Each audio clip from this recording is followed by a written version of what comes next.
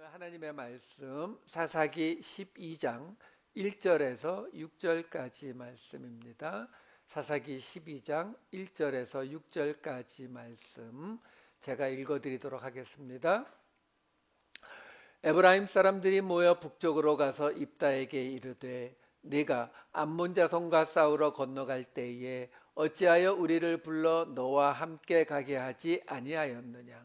우리가 반드시 너와 네 집을 불사르리라 하니 입다가 그들에게 이르되 나와 내 백성이 암몬 자손과 크게 싸울 때에 내가 너희를 부르되 너희가 나를 그들의 손에서 구원하지 아니한 고로 나는 너희가 도와주지 아니하는 것을 보고 내 목숨을 돌보지 아니하고 건너가서 암몬 자손을 쳤더니 여호와께서 그들을 내 손에 넘겨주셨거늘 너희가 어찌하여 오늘 내게 올라와서 나와 더불어 싸우고자 하느냐 하니라. 입다가 길르앗 사람을 다 모으고 에브라임과 싸웠으며 길르앗 사람들이 에브라임을 쳐서 무찔렀으니 이는 에브라임의 말이 너희 길르앗 사람은 본래 에브라임에서 도망한 자로서 에브라임과 므낫세 중에 있다 하였음이라. 길르앗 사람이 에브라임 사람보다 앞서 요단강 나루턱을 장악하고 에브라임 사람의 도망하는 자가 말하기를 청하건대 나를 건너가게 하라 하면 길르앗 사람이 그에게 묻기를 내가 에브라임 사람이냐 하여 그가 만일 아니라 하면 그에게 이르기를 쉿볼렛이라 발음하라 하여 에브라임 사람이 그렇게 바로 말하지 못하고 쉿볼렛이라 발음하면 길르앗 사람이 곧 그를 잡아서 요단강 나루턱에서 죽였더라. 그 때에 에브라임 사람의 죽은 자가 42,000명이었더라. 아멘. 지난주에 우리는 입다가 하나님 앞에 서원을 했던 이야기를 살펴보았어요. 자, 이제 입다의 마지막 부분이 하나 남은 것이 오늘 본문에 나오는 이 에브라임 사람들과의 갈등입니다. 오늘 내용이 좀 많아요. 이 성경 구절 말씀도 많으니까 집중해서 따라와 주시기를 부탁을 드립니다. 지금요, 이야기는 간단해요. 입다가 암몬 자손과 전쟁을 이기고 났더니 이 에브라임 사람들이 와서 왜 우리를 불러서 같이 싸우지 않았느냐라고 불평을 터뜨렸고, 입다는 그 말을 듣고 화를 내면서 이 에브라임과 싸워서 42,000명을 죽였다라는 내용이에요. 자, 문제는 이 이야기가 기드온에게도 있었습니다. 기억나시죠? 예, 기드온 12장 8장 1절에 보시게 되면은 지금 오늘 본문이 12장 1절과 8장 1절에 보시면은 에브라임 사람들이 기드온에게 이르되 하고 똑같이 나와요. 한 가지 다른 거는 기드온은 그들을 대강 그런 거 아니고 너희가 더 공을 많이 세운 게 맞아 이렇게 해갖고 넘어갔다면 입다는 싸워서 42,000명을 죽였다라는 거죠. 여러분 잘 아시다시피 이 사사기의 맨 끝에 가면은 어떤 이야기가 들어가 있냐면 한 레위 사람의 첩이 죽은 사건 때문에 온 이스라엘과 베냐민이 싸우는 이야기가 이 사사기의 끝 이야기예요.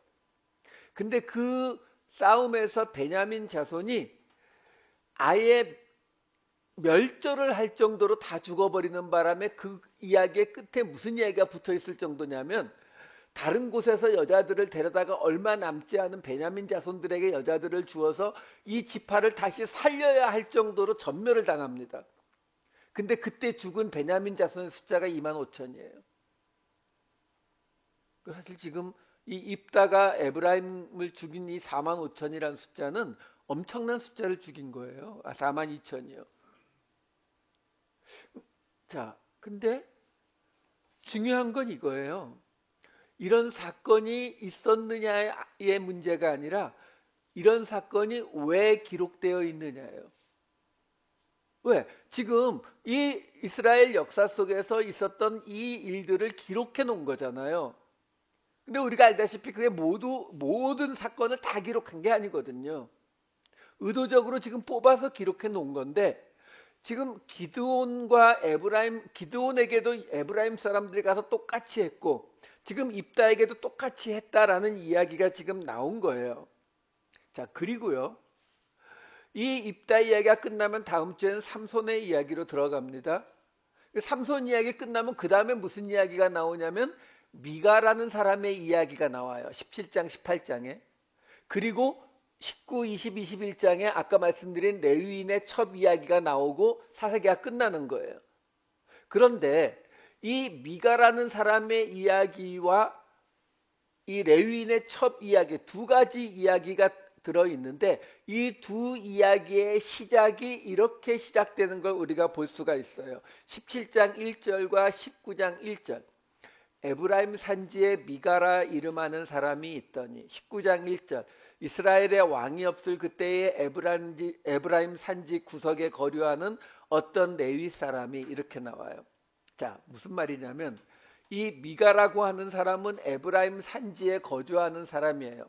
더 이상 정보가 없으니까 우리는 이 사람이 에브라임 사람일 것이라고 짐작할 수 있어요. 자, 그런데 레위 사람은 에브라임 산지에 거주했지만 이 사람은 레위 사람이라고 나오잖아요. 근데 이 사건이 이 레위 사람이 첩을 데리러 베들레헴에 갔다가 돌아오는 길에 기브아라는 곳에서 머물 때에 어느 한 사람의 집에 가서 머물게 됩니다. 근데 그 집에 불량배들이 쳐들어오면서 사고가 터지는 거거든요. 근데 그 집 주인을 뭐라고 설명하고 있냐면은 19장 16절에 이렇게 설명해 주고 있어요. 저녁 때에 한 노인이 밭에서 일하다가 돌아오니 그 사람은 본래 에브라임 산지 사람으로서 기브아에 거류하는 자요. 그곳 사람들은 베냐민 자손이더라. 자, 무슨 말이냐면 지금요. 우리가 기드온 전까지 지금 입다까지 우리가 사사들을 보아왔잖아요. 그렇죠? 그런데 기드온 이야기를 볼 때에 거기 끄트머리에 갑자기 에브라임 사람 이야기가 에브라임 사람들이 그 기드온에게 불평을 터뜨렸다는 이야기가 있어서 이건 또 뭐지? 이 사람들은 왜 이랬지? 하고 지나갔단 말이죠. 근데 지금 입다 이야기에 보니까 또 에브라임 사람들이 등장을 해서 이번엔 전쟁이 터져서 42,000명이 죽는 일이 벌어졌다라는 거예요. 자, 삼손은 다른 의미니까 일단 뺍니다. 다음 주에 설명드릴게요. 삼손 빼고 그 다음에 벌어지는 일이 어떤 사람의 일이라고요? 에브라임 산지에 사는 에브라임 지파 미가라는 사람의 이야기라고요. 자, 그 다음에 벌어지는 일은 어떤 사람이라고요? 에브라임 사람 집에서 벌어진 베냐민 지파와의 싸움의 이야기라고요. 그러니까 지금 기드온부터 시작해서 거의 사사기의 후반부 3분의 2 정도를 차지하는 이 전체 이야기가 누구의 이야기를 하고 있는 거냐면 기드온과 입다는 어느 지파죠? 므낫세. 그리고 에브라임. 그리고 베냐민. 이 세 지파의 공통점이 뭐죠? 라헬의 자녀예요.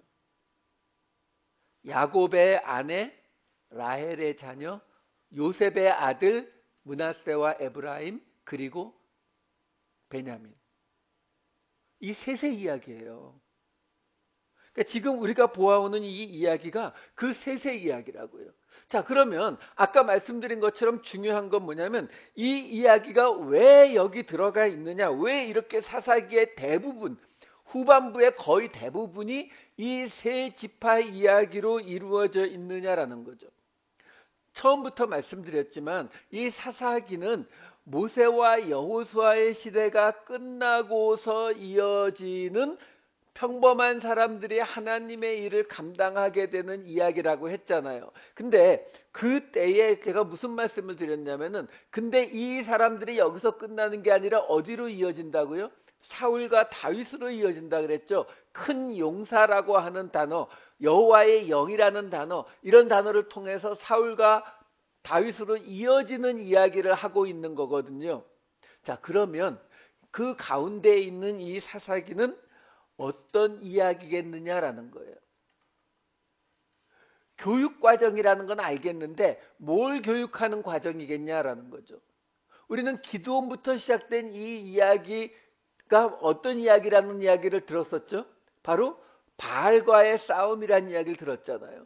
그 바알과의 싸움인데, 그럼 바알이 뭘 의미하는 거라고요? 이 세상의 방식, 그렇죠? 권선징악, 인과응보, 이걸 의미하는 거잖아요. 예, 그거는 일반 전체적인 바알의 방식이라면, 이 사사기는 특별히 그 중에서 우리가 가지고 있는 세상 기준, 바알의 기준 중에서 어느 한 가지 생각에 대한 것을 교육하기 위해서 주어진 책이라는 거예요. 근데 그게 뭐냐? 바로 왕이요, 왕. 나중에 나오겠지만 그때의 이스라엘의 왕이 없으므로 사람들이 각자 자기 소견에 맞게 행동하였더라. 이게 이 사사기의 유명한 구절이잖아요. 그렇죠? 그러니까 이 사사기라고 하는 자체가 어떤 의미를 갖는 책이냐면, 모세와 여호수아라고 하는 하나님의 사람 영웅들의 시대가 있었단 말이에요. 근데 이 사람들을 방식으로 계속 갈 수는 없거든요. 그러니까 그 사람들 이후에 이 사람들에게 지도자가 필요한데, 문제는 그 지도자가 세상에서는 뭐라고 불려요? 왕이라고 불리운다고요. 그러면 왕은 왕인데 하나님이 원하시는 방식의 왕을 세워야 되잖아요. 그러니까 그 왕을 알려주기 위한 교육 과정이 바로 이 사사기라고요. 자, 이렇게 보시면 돼요. 우리가 모세의 시대에는 모세와 누가 있었습니까? 아론이 있었죠. 그럼 아론은 제사장이었고 모세는요, 왕. 그렇죠? 지금식으로 말하면 왕 또는 대통령에 가까운 거죠. 그렇죠? 그러면 여호수아의 시대에는요, 여호수아는 어떤 역할을 했어요? 여호수아서 14장 1절 보시면은 이스라엘 자손이 가나안 땅에서 받은 기업 곧 제사장 엘르아살과 눈의 아들 여호수아와 이렇게 나오잖아요. 그러니까 여기서도 똑같이 제사장은 아론의 아들 엘르아살, 그리고 왕의 역할은 여호수아가 맡은 거예요. 자, 그러면 사사시대로 들어왔어요. 사사시대로 들어오면은 지금 우리가 그동안 보았던 온니엘부터 시작해서 쭉 여러 사사들이 나왔잖아요. 그 사사들은 어느 쪽에 속합니까? 모세 쪽이에요? 아론 쪽이에요? 모세 쪽이죠. 왜? 제사장은 고민할 필요가 없는 게 이미 아론의 후손으로 정해져 버렸어요.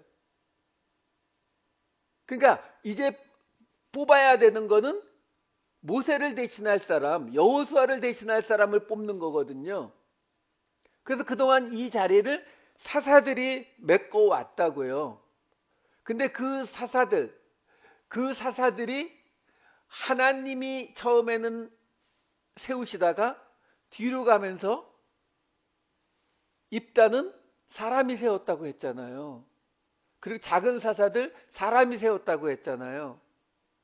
그러니까 이렇게 변해간다고요. 그 변하는 걸 통해서 사울 다윗으로 넘어가는 왕을 세우기를 원하시는 거예요. 그러니까 정확히 이렇게 설명을 해드릴게요. 우리가 분명히 성경에 보면은 하나님이 왕을 세우는 걸 원하지 않으셨던 것 같이 말씀을 하세요. 사무엘상 8장 6절과 7절. 우리에게 왕을 주어 우리를 다스리게 하라 했을 때에 사무엘이 그것을 기뻐하지 아니하여 여호와께 기도하며 여호와께서 사무엘에게 이르시되 백성이 내게 한 말을 다 들으라. 이는 그들이 너를 버림이 아니요 나를 버려 자기들의 왕이 되지 못하게 함이니라. 분명히 사람들이 왕을 세워달라고 했을 때 하나님이 그것이 하나님이 왕이 되지 못하게 하는 것이다 라고 말씀을 하셨어요. 그 말은 뭐예요? 지금 이 사사시대는 하나님이 직접 다스리고 있는 시대라고 말씀을 드렸잖아요. 자, 근데 문제는 하나님이 뭐라고 하시냐면, 그렇게 말씀하시면서도 뭐라고 하냐면 사무엘에게 그들이 내게 한 말을 들으래요. 무슨 말이에요? 왕을 세워 주라는 거죠. 그러면 사람들이 요구하니까 하나님이 자기 뜻을 꺾은 겁니까? 아니요. 사실 이미 왕을 세우게 될 거 하나님이 알고 계셨죠. 신명기에 나오거든요. 신명기 17장 14절에서 15절 말씀을 보면은 내가 내 하나님 여호와께서 내게 주시는 땅에 이르러 그 땅을 차지하고 거주할 때에 만일 우리도 우리 주위의 모든 민족들 같이 우리 위에 왕을 세워야겠다는 생각이 나거든 반드시 내 하나님 여호와께서 택하신 자를 내 위에 왕으로 세울 것이며 내 위에 왕을 세우려면 내 형제 중에서 한 사람을 할 것이요 내 형제 아닌 타국인을 내 위에 세우지 말 것이며. 그러니까 왕을 세우라는 게 이미 신명기에서 주어졌어요. 근데 그 왕을 세우는데 하나님이 이스라엘 백성 중에서 세우라라는 말씀을 지금 하시잖아요. 자, 그런데 우리가 생각해 보면 하나 알 수가 있는 게 있어요. 뭐냐면, 자, 이스라엘 백성들이 왕을 세우게 해달라고 했고 하나님이 지금 그걸 허락하셨잖아요. 근데 그럼 하나님이 원하시는 왕은 어떤 왕이겠느냐라는 거예요. 우리가 우선 쉽게 짐작할 수 있는 게 뭐냐면 성경은 하나님을 믿는 자들이 세상과 구별되길 원하시잖아요. 그렇죠? 구별되길 원하세요. 구별되는 게 거룩하니까 성도 이거라고 말씀드렸잖아요. 자, 그러면 구별되는데 어떻게 해요? 어떻게 구별되는 것을 원하시느냐라는 거예요. 이건 잠깐 설명을 하고 넘어갈게요. 무슨 말이냐면 여러분 유대인들이 유대인으로 구별되는 가장 큰 특징이 뭐라고 생각하세요? 유대인을 유대인으로 구별하는 가장 큰 특징 두 가지를 꼽는다면 할례와 안식일이죠. 근데 여러분 그거 아세요? 할례는 어디에 받습니까? 남자의 성기에 받아요. 근데 인류 역사상 그 성기를 바깥으로 드러내놓고 돌아다니지 않았어요. 그 말은 뭐예요? 할례를 받았다 하더라도 겉으로 표시 나요, 안 나요? 안 나요. 여러분 안식일이라고 하는 게 지금 우리가 일주일 단위로 생활하면서 이렇게 주일날 교회 모이고 이렇게 하지만 실제 안식일은 그날 모여서 무슨 예배 드리는 게 아니에요. 아무것도 안 하는 날이에요. 그냥 아무것도 안 하는 날. 그러면 이걸로 구별이 돼요, 안 돼요? 안 되죠. 여러분 그냥 생각해 보시면 돼요. 하나님이 우리가 겉모습으로 이미 다른 세상 사람들과 구별되기를 원하셨다면 할례를 성기에 받는 것이 아니라 어디다 받아요? 차라리 여기다 받는 게 낫죠. 이마에 표로 만드는 게 낫다고요. 안식일로 통해서 구별되기를 원하셨다면 아무것도 안 하는 게 아니라 안식일날 아침 10시부터 10시 5분 사이 5분 동안 도로에 나가서 춤춰라 이러면 구별 확 되잖아요. 근데 그게 아니라고요.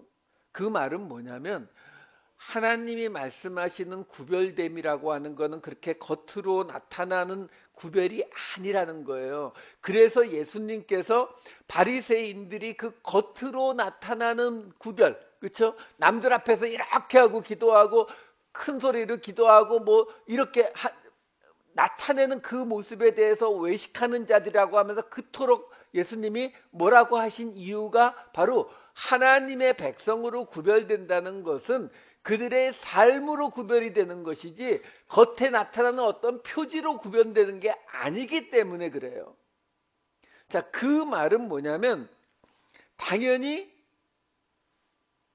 지금 하나님이 원하시는 왕도 구별된 왕을 원하시지 않겠어요? 근데 예수님의 제자들은 어떻게 구별되라고 했어요?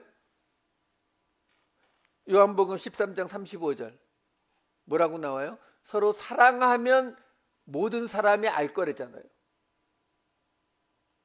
그러니까 겉으로 나타나는 게 아니라고요. 그러니까 지금 왕도 하나님이 원하시는 왕은 겉으로 뭔가 나타나서 구별되는 왕이 아니다라는 거예요. 아까 보았던 신명기 17장으로 다시 가서 보면은 아까 그 왕을 뽑을 때에 이스라엘 백성 형제 중에서 뽑으란 이야기가 하고서 그 다음에 이어지는 16절부터 19절까지 뭐라고 나오냐면 병마를 많이 두지 말고 뭐 아내 많이 두거나 뭐 이런 거 하지 말고 율법 많이 읽고 이런 거 쭉 나오거든요. 이거 나중에 보세요. 쭉 나오고 나서 그 결론이 20절에 이렇게 나와요. 그리하면 그의 마음이 그의 형제 위에 교만하지 아니하고 이 명령에서 떠나 좌로나 우로나 치우치지 아니하리니. 그러니까 왕이 교만하지 않는 왕. 이게 하나님이 원하시는 왕이에요. 여기에 지금 교만하다로 번역이 된 히브리어 룸이라고 하는 단어는요. 스스로 높이다, 서다, 스스로 높이다의 단어예요. 그러니까 왕이 스스로 높이지 않는 거예요. 그 재밌는 건요. 이 히브리어 룸이라고 하는 이 단어에는 스스로 높이다라는 뜻도 있는데 또 무슨 뜻이 있냐면 썩다, 벌레 먹다라는 뜻이 있어요. 떠오르는 구절 없으세요? 사도행전에 보면 이런 구절이 하나 있죠. 12장 23절. 헤롯이 영광을 하나님께 돌리지 아니하므로 주의 사자가 고치니 벌레에게 먹혀 죽으니라.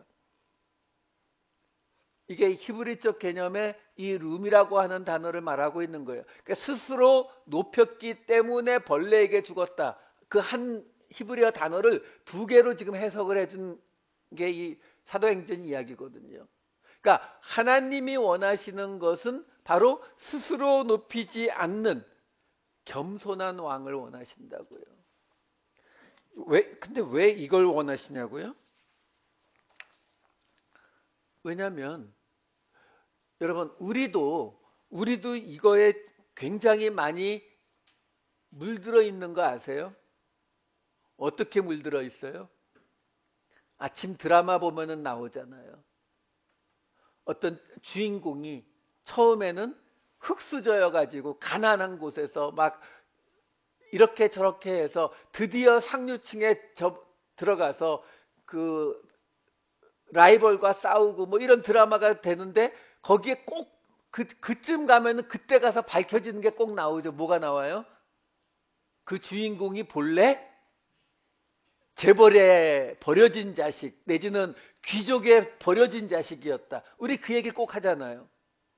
왜? 그냥 혈통적으로도 별 볼 일 없는 사람이 그렇게 올라갈 수 없다고 보는 거예요. 우리는. 어떤 사람이 그 자리까지 올라갔다면 그 사람이 지금은 별 볼 일 없었을지언정 그 집안에 흐르는 핏줄은 귀족의 핏줄이었고 왕족의 핏줄이었다는 거예요.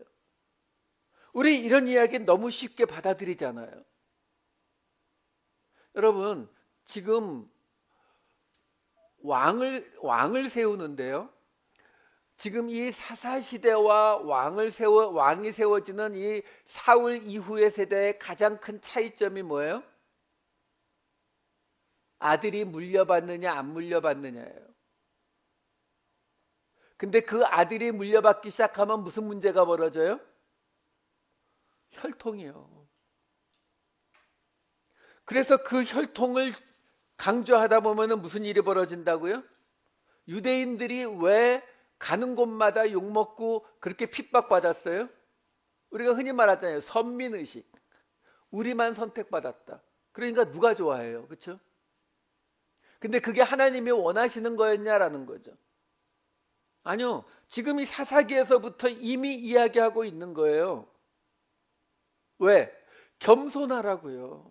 그게 그냥 예의 바르고 그냥 우리 동양식의 겸손이 아니라 자기를 낮추라는 거예요. 왜? 지금 사사들을 통해서 다 보여주지 않았냐는 거죠. 본래 너희의 그 위치가 하나님이 선택하셔서 맡겼던 일들이고 그 일 마치면 그냥 조용히 살다가 없어지던 그런 자리였다는 거예요. 그랬는데 이제 이 세상과 같은 왕의 시스템을 받아줬다고 해도 너희만이 어떤 특별한 사람이라고 생각하지 말라는 거예요. 근데 유대인들이 안 그랬잖아요. 자기들만 특별한 사람이라 그랬잖아요. 그리고 지금은 또 우리가 그러고 있잖아요. 솔직히 교회 다니니까, 우리는 하나님 믿으니까 우리는 다른 세상 사람들보다 좀 더 깨끗할 것이고, 우리는 그 사람들보다 하나님에게 조금 더 많은 축복을 받아야 한다고 우리는 생각하잖아요. 그러지 말라는 거예요. 그거 깨닫게 하시려고 이 사사기가 들어와 있다는 거예요. 자, 그러면 다시 이 사사기 에브라임 이야기로 돌아와 보자고요. 여러분, 이 당시, 지금도 좀 그렇죠. 특별히 민수기를 보면 이스라엘 12지파가 계속 반복적으로 나오는 대목이 여러 번 나오거든요. 근데 그 순서가 거의 정해져 있어요. 어떤 순서요?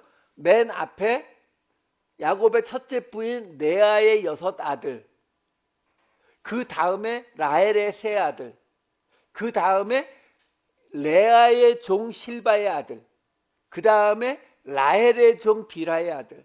이 순서는 성막을 끌고 갈 때든 전진할 때든 제사를 드릴 때든 하나님 앞에 제물을 바칠 때든 민수기에 나온 순서들을 보시면 계속 이 순서를 지키는 걸 볼 수 있어요. 그만큼 그 순서가 아주 강하다고요. 그러니까 언제나 레아의 아들들, 6 아들이 첫 번째인 거예요. 그런데 거기서 예외가 터지죠. 어떤 예외가 터져요? 바로 요셉이요. 요셉이라고 하는 예외가 터집니다. 야곱이 축복할 때에 요셉을 훨씬 더 많이 축복하는 걸 볼 수 있어요. 창세기 49장 24, 25절에 보시게 되면은 야곱이 12아들 중에서 하나님, 전능자, 이걸 언급하면서 축복하는 거는 요셉밖에 없어요. 읽는 건 나중에 읽어보세요. 그래서 실제로 역대상에 보면은 어떤 구절이 나오냐면은 5장 1절 2절을 보시게 되면은 이스라엘의 장자 르우벤의 아들들은 이러하니라. 르우벤은 장자라도 그의 아버지의 침상을 더럽혔으므로 장자의 명분이 이스라엘의 아들 요셉의 자손에게로 돌아가서 족보에 장자의 명분대로 기록되지 못하였느니라. 유다는 형제보다 뛰어나고 주권자가 유다에게서 났으나 장자의 명분은 요셉에게 있으니라. 장자가 요셉에게로 넘어가 버립니다. 그리고 야곱이 요셉의 2 아들 므낫세와 에브라임을 축복할 때 손을 엇갈려 축복하면서 에브라임, 둘째인 에브라임을 장자로 만들어 버리게 되죠. 그 얘기는 창세기 48장 20절에 에브라임을 므낫세보다 앞세웠더라 라고 하면서 나와요. 자, 결국 어떻게 돼요? 이스라엘의 12아들들 중에서 사실은 레아의 6 아들이 우선권이 있는데도 불구하고 요셉 쪽으로 그 주도권이 넘어갔고, 그 요셉의 장자권을 가지면서 그 요셉의 아들인 에브라임이 그 중에서도 장자로서 인정을 받았다라는 거예요. 그래서 이게 그 한참 후에 예레미야서에서도 이렇게 반복됩니다. 예레미야서 31장 9절. 그들이 울며 돌아오리니 나의 인도함을 받고 간구할 때에 내가 그들을 넘어지지 아니하고 물 있는 계곡에 곧은 길로 가게 하리라. 나는 이스라엘의 아버지요 에브라임은 나의 장자니라. 확실하게 이때까지도 나라가 멸망할 때 수백 년 후에도 에브라임이 장자라는 것을 하나님이 분명히 인정하고 있어요. 자, 그러면 이 사사시대에 에브라임이 어땠겠는가를 한번 생각해 보시라고요. 자, 바로 전에 있었던 영웅이 누구였어요? 여호수아. 여호수아가 어느 지파예요? 에브라임 지파. 그리고 지금 그동안 우리가 이 사사기를 보는 동안 주로 나왔던 이 지역에서 창세기부터 지금까지 오면서 이 가나안 지역에서 우리에게 아주 익숙해졌던 지역들의 이름들이 있죠. 베델, 실로, 세겜, 다 에브라임 지역이에요. 그것뿐인가요? 여호수아가 죽고 제사장 엘르아살이 죽었는데 어디에 파묻혔어요? 세겜에, 에브라임 지역에. 이집트에서 가지고 올라온 요셉의 뼈 어디다 묻었어요? 세겜에, 에브라임 지역이에요.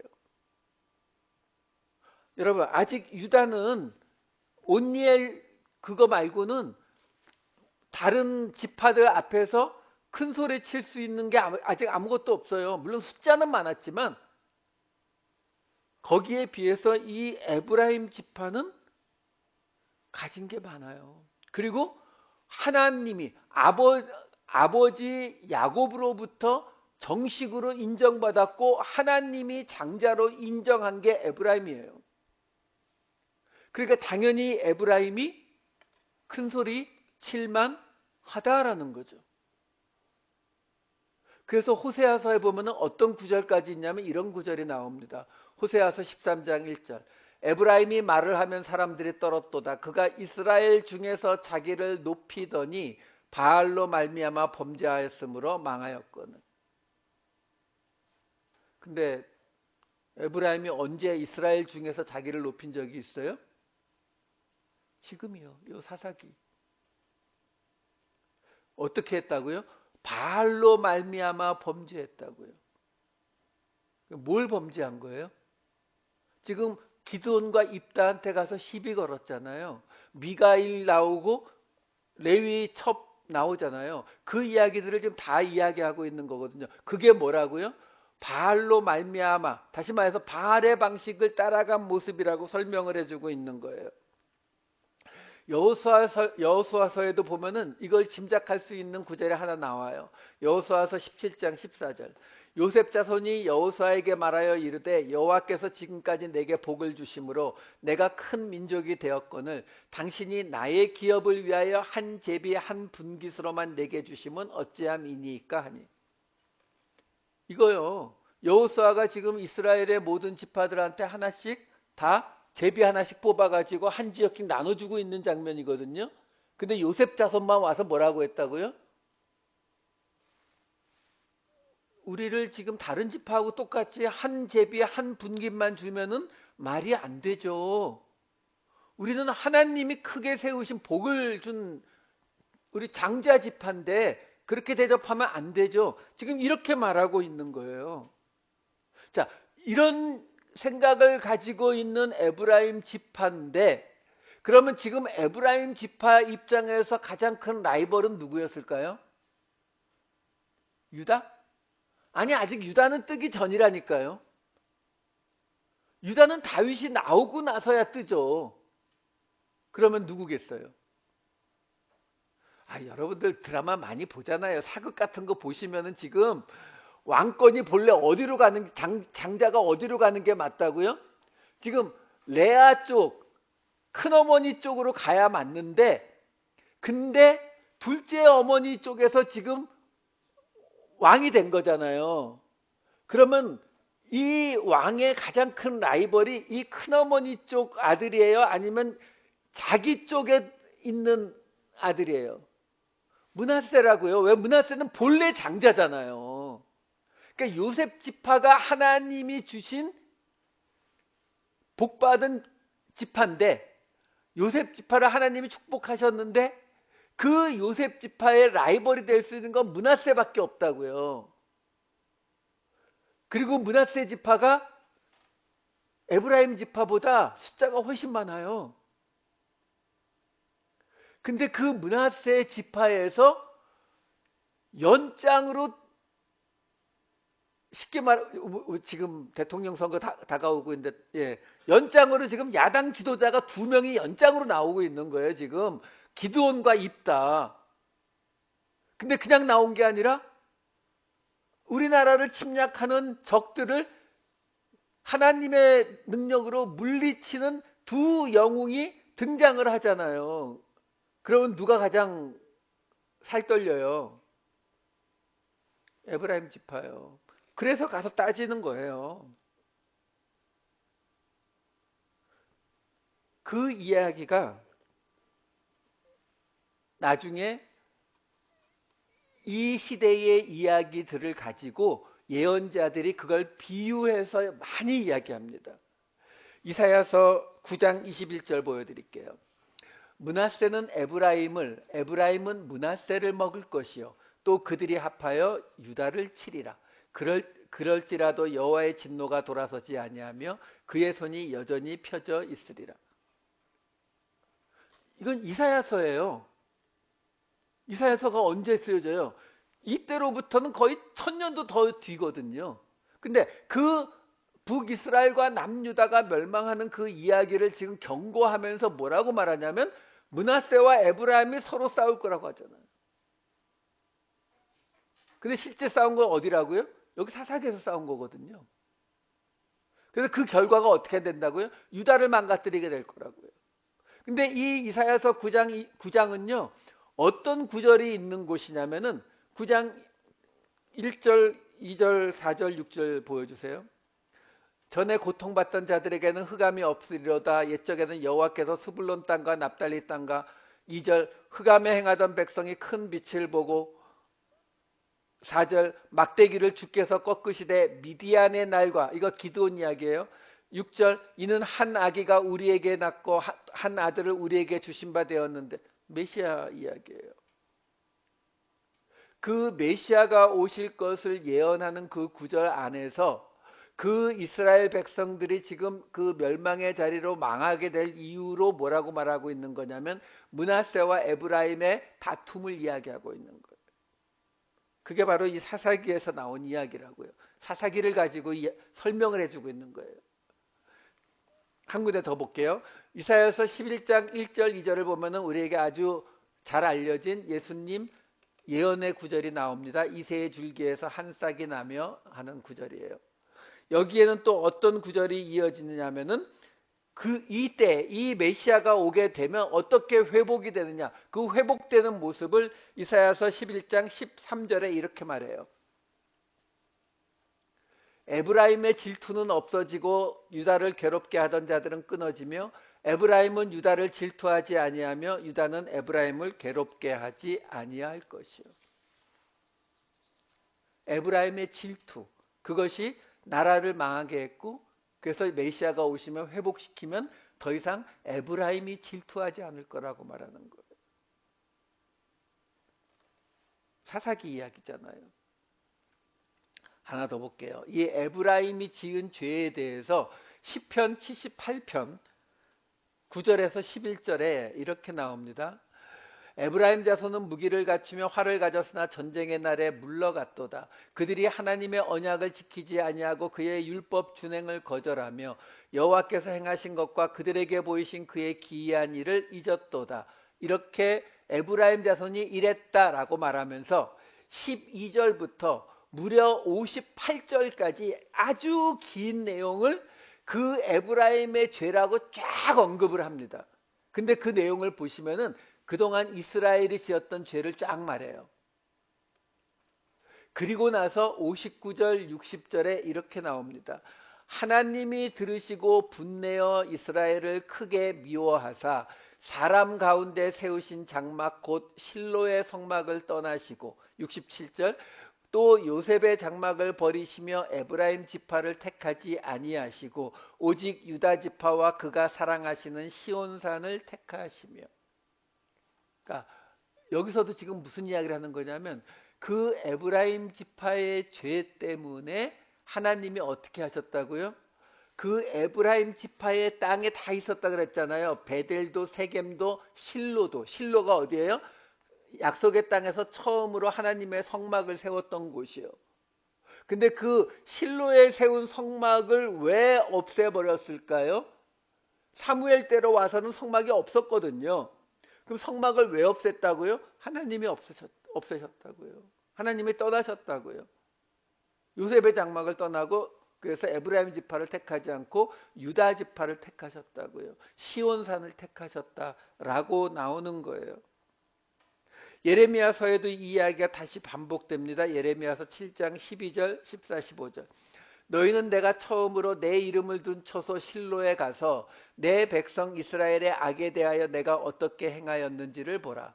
그러므로 내가 실로의 행함같이 너희가 신뢰하는 바 내 이름으로 일컬음을 받는 이 집 곧 너희와 너희 조상들에게 준 이곳에 행하겠고 내가 너희 모든 형제 곧 에브라임 온 자손을 쫓아낸 것 같이 내 앞에서 너희를 쫓아내리라 하셨다 할지니라. 여기서도 지금요 예루살렘과 유다에 대해서 예레미야를 통해서 지금 예언하고 있는 거거든요. 경고하고 있는 거예요. 뭐라고 경고하고 있는 거냐면 지금 너희 이 예루살렘 성전 그거 안 무너질 거라고 생각해? 너희 지금 유다를 지금 하나님이 선택한 거 하나님이 안 버리실 거라고 생각해?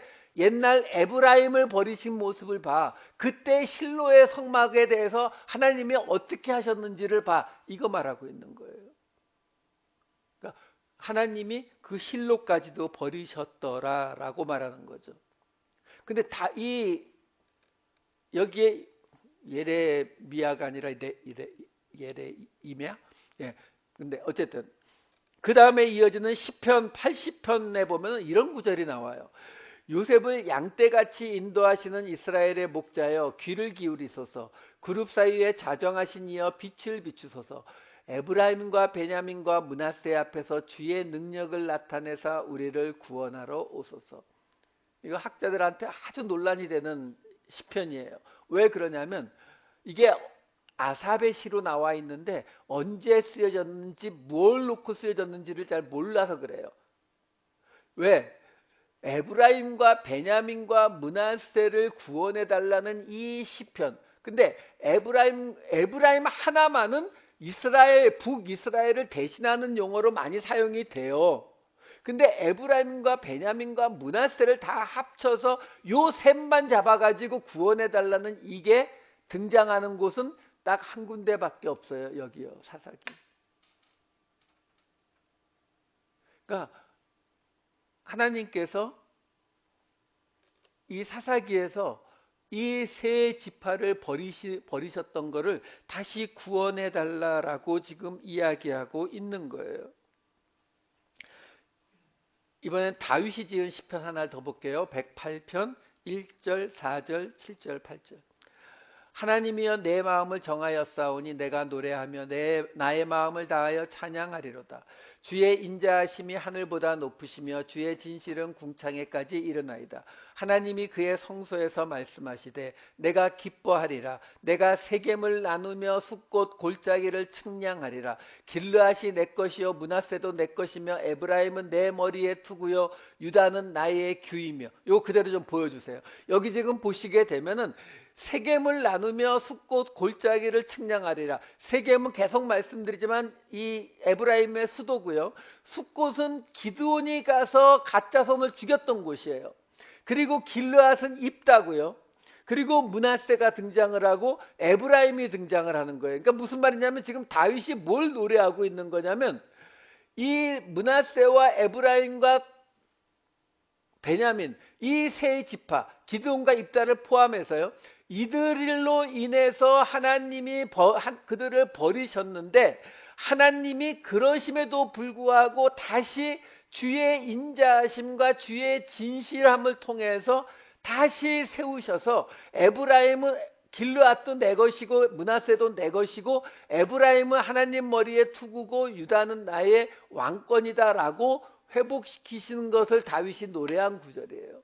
그러니까 지금 제가 여러 성경 구절들을 구약에 나오는 구절들을 지금 빨리 좀 쭉 보여드린 이유가 뭐냐면 이 구절들을 바로 이 사사기의 이 부분을 넣지 않고는 해결이 안 되는 구절들이란 말이에요.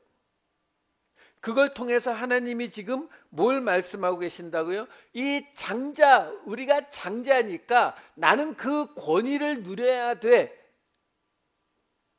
당연한 거 아니에요? 대통령이 됐으니까 나는 이런 의전을 받아야 돼. 나는 목사니까 이런 대접을 받아야 돼.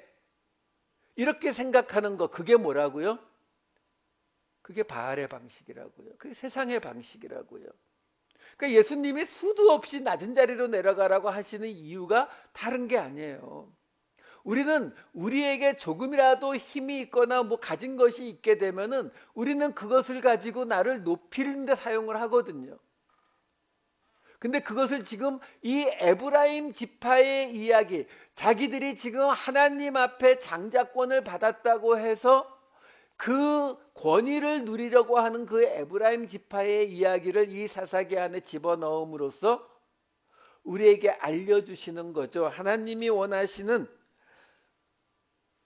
진짜 왕, 지도자의 모습, 그리고 그 모습은 결국 우리에게도 연결되는 그 모습은 무엇이냐라는 거예요. 그 모습이 아까 잠깐 보았던 예레미야서 31장에 보면은 잘 나와 있습니다. 예레미야서 31장 6절부터 보여드릴게요. 에브라임 산 위에서 파수꾼이 외치는 날이 있을 것이라. 이르기를 너희는 일어나라. 우리가 시온에 올라가서 우리 하나님 여호와께로 나아가자 하리라. 회복의 날이 다가오니까 어떤 일이 벌어지냐면 에브라임 산 위, 이게 뭐냐면 에브라임 산지예요. 에브라임 하르라고 하는 거거든요. 아까 우리가 이 사사기에서 에브라임 산지에 미가라는 사람이 있었고 에브라임 산지에 레위 사람이, 그 같은 단어예요. 자, 이 에브라임 산 어딜 말해요? 실로를 말하죠. 거기 성소가 있었으니까 그 성소에서 파수꾼이 외치는 거예요. 뭐라고 외치냐면은 이제 우리 시온으로 가서 여호와께로 나아가죠. 여러분, 실로는 에브라임 지파의 땅에 있었던 성소였고요. 그 다음에 그 성소는 어디로 갑니까? 예루살렘으로 가죠. 근데 시온은요, 예루살렘 바로 옆에 붙어있는 성이에요. 그 시온 성은 어떤 때 등장해요? 하나님이 예루살렘을 떠나게 되면 어디 가 계신다고 생각했어요? 시온 성에 가 계신다고 생각했거든요. 그래서 에스겔서에 보면은 동쪽에서 하나님의 영이 들어온다고 얘기하는 게 다 시온 성을 말하는 거거든요. 그러니까 시온에 올라가서라는 말은 지금 그러니까 이 말을 쉽게 해석해 드리면 이거예요. 지금 에브라임 지파가 하나님을 섬기던 곳이 있잖아요. 실로가 있었다고요. 근데 결국 망했거든요. 하나님이 거길 버리셨다고요. 근데 이제 회복이, 메시아가 와서 회복이 되게 되면 그 망해버린 실로에서 뭐라고 말하냐면, 자, 이제 우리 여기 말고 시온으로 가자.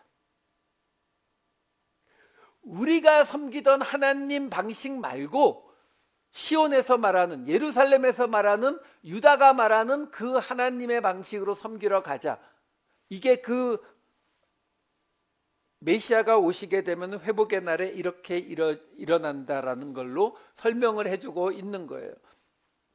자, 그러니까 이게 뭐라고요? 결국 하나님을 섬길 때 바알브리스로 섬기지 말고 하나님의 방식으로. 그러니까 우리 각자가 하나님을 섬기는 방식들이 있잖아요. 근데 그 하나님을 섬기는 방식이 세상의 방식과 섞여 있을 수 있다는 거예요.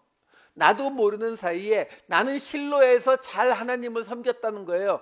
실로에서 섬기는데 아무 문제 없었거든요. 문제는 뭔가 잘못되어 있다 보니까, 여기서 예배를 드리는 방식에는 잘못된 게 없는데 내가 성경을 읽고 기도하고 찬양하는 모습에는 분명히 잘못된 게 없는 것 같았는데, 거기에서 나온 내 모습은 에브라임의 모습이 나오더라는 거예요. 그러니까 하나님이 내 모습 때문에 이 실로를 없애버리셨다니까요. 그러면 내가 회복된 다음에, 하나님이 바벨론에서 우리를 다시 데리고 오셨으니까 다시 실로로 가면 안 된다는 거예요. 내게 익숙했던 그 방식이 아니라 하나님의 새로운, 하나님이 오시는 미래의 그 성전 시온성으로 가서 하나님을 찬양을 해야 된다라고 말하는 거거든요. 자, 그래서 그 모습이 이 예레미야 31장이 지금 우리가 말하고 있는 이 사사기와 연관되어 있다는 걸 우리가 어떻게 알 수 있냐면 31장 15, 16절에 보면 이런 구절이 나오거든요. 여호와께서 이와 같이 말씀하시니라. 라마에서 슬퍼하며 통곡하는 소리가 들리니 라헬이 그 자식 때문에 애곡하는 것이라. 그가 자식이 없어져서 위로받기를 거절하는도다. 여호와께서 이와 같이 말씀하시니라. 내 울음소리와 내 눈물을 멈추어라. 내 일에 삭슬 받을 것인즉 그들이 그의 대적의 땅에서 돌아오리라. 여호와의 말씀이니라. 지금 이 이스라엘이 멸망당했다가 포로로 잡혀갔다가 나중에 돌아오게 될 것을 예레미야를 통해서 지금 설명해 주시는 거거든요. 근데 뭐라고 말하냐면 그 이스라엘의 멸망을 뭐라고 표현해요? 라헬이 그 자식 때문에 애곡한다고 표현하잖아요. 아니 북이스라엘이 10지파예요. 남이스라엘도 유다와 베냐민 2지파고요.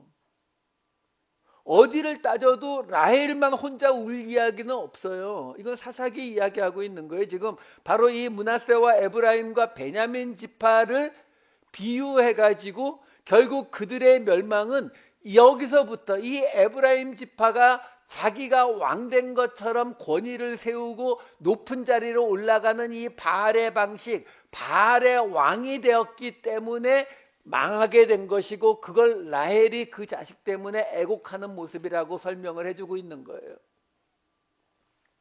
그래서 아까 우리가 보았던 그 사이에 있었던 게 예레미야 31장 9절이었잖아요.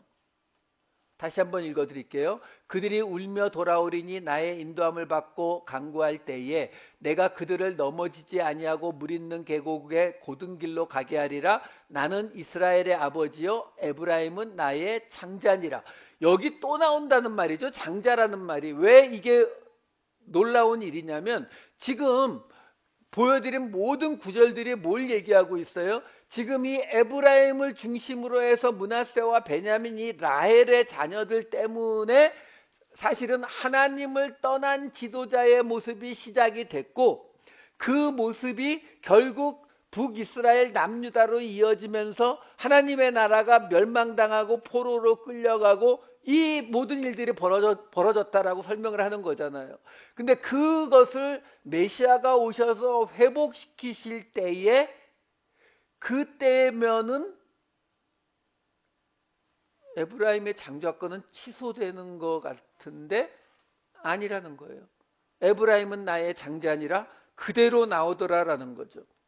그래서 이 31장은 이렇게 마무리가 됩니다. 31절부터 34절 보시면은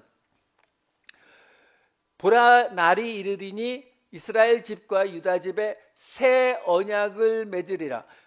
이 언약은 내가 그들의 조상들의 손을 잡고 애굽 땅에서 인도하여 내던 날에 맺은 것과 같지 아니할 것은 내가 그들의 남편이 되었어도 그들이 내 언약을 깨뜨렸음이라. 여호와의 말씀이니라. 그러나 그날 후에 내가 이스라엘 집과 맺을 언약은 이러하니 곧 내가 나의 법을 그들의 속에 두며, 책이 아니에요. 율법에 써 있는 책이 아니라 그들의 속에 두며 그들의 마음에 기록하여 나는 그들의 하나님이 되고 그들은 내 백성이 될 것이라. 여호와의 말씀이니라. 그들이 다시는 각기 이웃과 형제를 가리켜 이르기를 너는 여호와를 알라 하지 아니하리니 이는 작은 자로부터 큰 자까지 다 나를 알기 때문이라. 내가 그들의 악행을 사하고 다시는 그 죄를 기억하지 아니하리라. 여호와의 말씀이니라. 뭐 더 설명 안 할게요. 지금 이 말씀들이 이루어지는 건 예수님 오신 다음 이야기예요. 새 언약, 법을 속에 두고 마음에 기록하고 하나님의 그들의 백성, 그들의 하나님이 되어 주시고 그리고 그 죄를 다시는 기억하지 않는 거. 예수님 오셔야 이루어지는 거거든요. 그러니까 이 예레미야서 31장은 이렇게 끝난다고요. 문제는 이 31장 안에 에브라임의 장자권이 남아있다는 사실이에요. 예, 하나님이 회복시키시니까 그 에브라임의 장자권이 남아있다고요. 자, 근데 문제가 있죠. 무슨 문제가 있어요? 우리는 예수님이 유다의 자손이라는 거 알잖아요. 유다 지파에서 오셨잖아요. 그러면 에브라임의 장자권은 어디로 갔습니까? 이것만 해결하면 돼요. 에브라임의 장자권은 왜? 하나님이 회복시켰어요. 장자권까지. 이건 어디로 갔냐는 거예요. 여러분, 예수님의 탄생에 관한 이야기를 읽어보면 마가복음과 요한복음은 예수님의 탄생에 관한 이야기가 없어요. 근데 마태복음과 누가복음에 나오는데 누가복음에는 예수님의 탄생에 관련된 모든 것들이 다 마리아와 일어납니다. 예수님의 아버지 요셉은 그냥 족보에 나오는 아버지로서만 등장을 해요. 거기에 비해서 마태복음은 누가복음에서 마리아가 맡던 역할을 마태복음은 요셉이 다 맡아요. 마태복음 1장 20절, 2장 13절, 19절. 여기 보면은 주의 사자가 현몽하여 이르되, 13절 주의 사자가 요셉에게 현몽하여 이르되, 19절 애굽에서 요셉에게 현몽하여 이르되. 무슨 말이에요? 꿈꿨다는 거죠. 그래서 이 예수님의 이 마태복음 2장 13, 19절 사이에 있는 마태복음 2장 18절을 보시면 뭐가 나와요? 아까 보았던 라마에서 슬퍼하며 크게 통곡하는 소리가 들리니 라헬이 그 자식을 위하여 애곡하는 것이라가 여기 나와요. 그러니까 무슨 말이에요? 지금 이 마태복음, 유대인들을 대상으로 쓰여진 마태복음에서는 의도적으로 예수님의 아버지 요셉을 누구와 매칭시키고 있어요? 꿈꾸는 자. 꿈꾸는 자. 창세기 37장 19절. 서로 이르되 꿈꾸는 자가 오는도다. 그 요셉과 연결시키고 있는 거예요. 그래서 그 요셉이 이 요셉이라고요. 근데 그 요셉은 어떤 요셉이에요? 그 요셉이 애굽에 팔려감으로 인해서 이스라엘을 구원했잖아요. 근데 그 요셉의 큰아들이 누구라고요? 에브라임, 장자권. 그럼 그 지금 요셉의 아들인 예수님이 누구라고 설명하고 있는 거예요? 바로 에브라임, 그 장자권을 가진 자다라는 것을 지금 설명을 해주는 거예요. 그래서 히브리서에 보면은 예수님은 뭐라고 해요? 하나님께서 어느 때에 천사 중 누구에게 너는 내 아들이라 오늘 내가 너를 낳았다 하셨으며 또다시 나는 그에게 아버지가 되고 그는 내게 아들이 되리라 하셨느냐? 또 그가 그 맏아들을 이끌어 세상에 다시 들어오게 하실 때에 장자라고 하잖아요. 여러분, 유다는 장자가 된 적이 없어요. 장자는 에브라임이에요. 그러니까 루벤이 장자가 되었지만 쫓겨났고 그 다음에 에브라임이란 말이에요. 요셉이거나 에브라임. 근데 그 장자가 예수님이거든요. 예수님이 장자라고 하면은 반대하시는 분들이 있어요. 왜 예수님 형제 없다고, 독생자라고.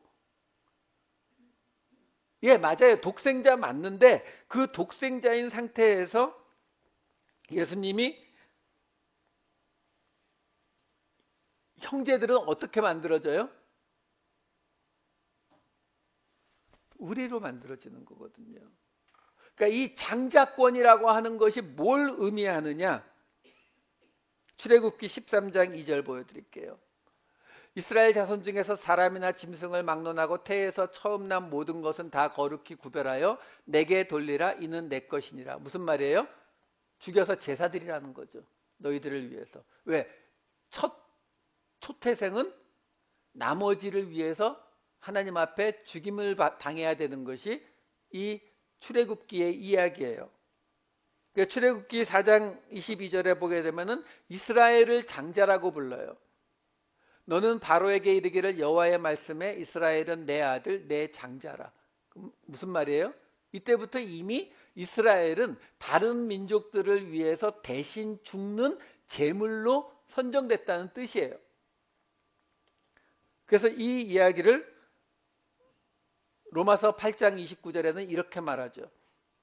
하나님이 미리 하신 자들을 또한 그 아들의 형상을 본받게 하기 위하여 미리 정하셨으니 이는 그로 많은 형제 중에서 맏아들이 되게 하려 하심이니라.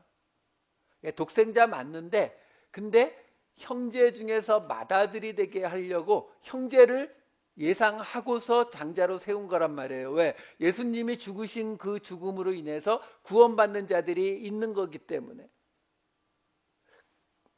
그래서 그 형제, 예수님의 형제가 된 사람들이 어떻게 돼요? 히브리서 12장 23절. 하늘에 기록된 장자들의 모임과, 이게 누구예요? 우리요, 성도들의 모임. 우리를 다 장자라고 부르는 거예요.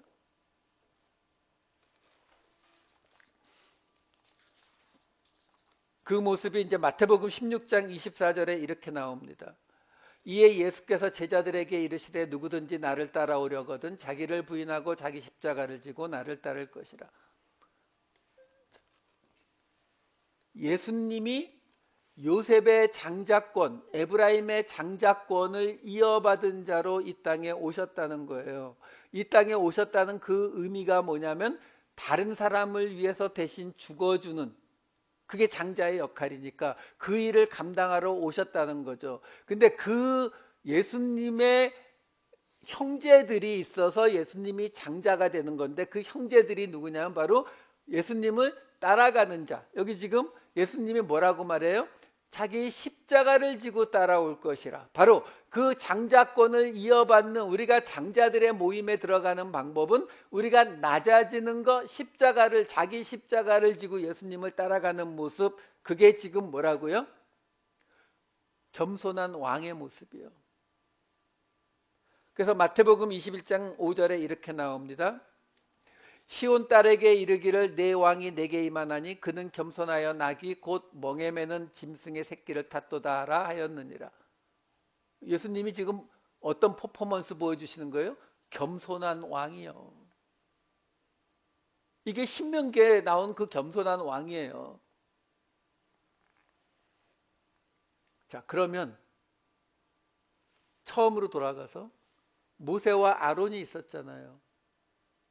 근데 모세, 지금 이 장자권은 어떤 쪽 이야기예요? 아론이요. 대신 죽는 거니까. 장자권이 왕이 아니에요. 왕은 누구에게 있어요? 유다에게 있었잖아요. 규는. 그렇죠? 그 얘기는 뭐예요? 예수님은 유다의 후손이면서 요셉의 장자권을 이어받으신 분. 이 두 개가 하나로 합쳐진 분. 그러면 예수님을 따라가는 우리는요? 우리도요. 그게 베드로전서 2장 9절이에요. 그러나 너희는 택하신 족속이요 왕 같은 제사장들이요. 우리에게서 유다의 왕권과 에브라임의 장자권이 같이 나타나는 거예요. 이게 오늘 이 사사기의 입다 이야기의 끝에 갑자기 이 에브라임의 이야기가 등장하는 이유다라는 거예요. 여러분, 우리에게 주어진 이 왕같은 제사장이라고 하는 것은 그냥 미사여구가 아니에요. 우리가 맡은 왕의 역할과 제사장 역할이 함께 우리에게 주어졌다라고 하는 것입니다. 이것이 언제부터 주어졌다고요? 수천 년 전부터. 이 말씀대로 겸손한 왕의 자리로 가시는, 겸손한 왕 같은 제사장의 자리로 가시는 저와 여러분 되시기를 우리 주님의 이름으로 축원합니다. 기도하시겠습니다. 사랑이 많으신 아버지 하나님, 이 사사기를 통해 하나님께서 원하시는 겸손한 왕으로 세상과 구별될 그 모습을 보여주시니 감사를 드립니다. 모세와 아론이 합쳐진, 여호수아와 엘르아살이 합쳐진 그 모습, 그 예수님의 모습을 본받아 왕같은 제사장으로 다시 한 주를 살아내는 우리 모두가 되게 하여 주시옵소서. 감사드리옵고 이 모든 말씀 우리 주 예수 그리스도의 이름으로 기도하옵나이다. 아멘.